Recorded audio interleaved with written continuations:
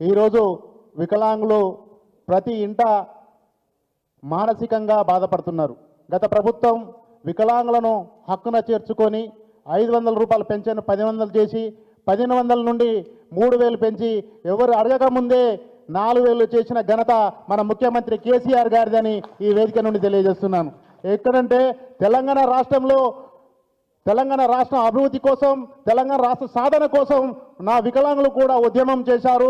వారి సమాజంలో భాగస్వాములు అని హక్కున చేర్చుకొని ప్రతి సంక్షేమ పథకంలో మాకు రిజర్వేషన్ కల్పించి మా సంక్షేమ అభివృద్ధి కోసం కృషి చేసిన నాయకుడు మా నేత, మాకు తండ్రి లాంటి సమానులు కేసీఆర్ గారని ఈ వేదికను తెలియజేస్తున్నాను.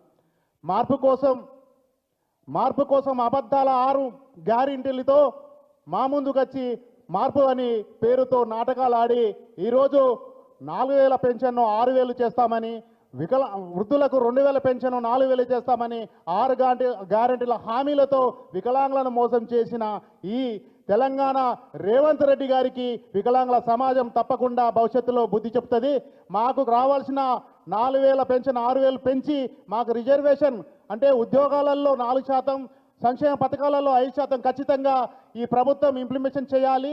వికలాంగుల 2016 చట్టాన్ని ఏదైతే మేనిఫెస్టోలో పెట్టి మేము దఫల వారీగా మేము అభివృద్ధి చేసి చట్టాన్ని ఇంప్లిమెంటేషన్ చేస్తామన్నారో తప్పకుండా వికలాంగుల చట్టాన్ని ఇంప్లిమెంటేషన్ చేస్తే మా ఉద్యోగానికి భరోసా ఇచ్చినట్టయితారు, మా కుటుంబానికి భరోసా ఇచ్చినట్టయితారు. కాబట్టి ఈ వేదిక నుండి మీరు గతంలో కూడా ఇచ్చిన హామీలను వికలాంగుల పట్ల మర్చిపోకుండా మమ్మల్ని ఆదరించుకోవాలని ఈ వేదిక నుండి తెలియజేస్తూ ఇక్కడికి వచ్చిన పెద్దలందరికీ ధన్యవాదాలు తెలియజేస్తూ ఈ సమావేశం ఇంతటితో ముగిస్తుందని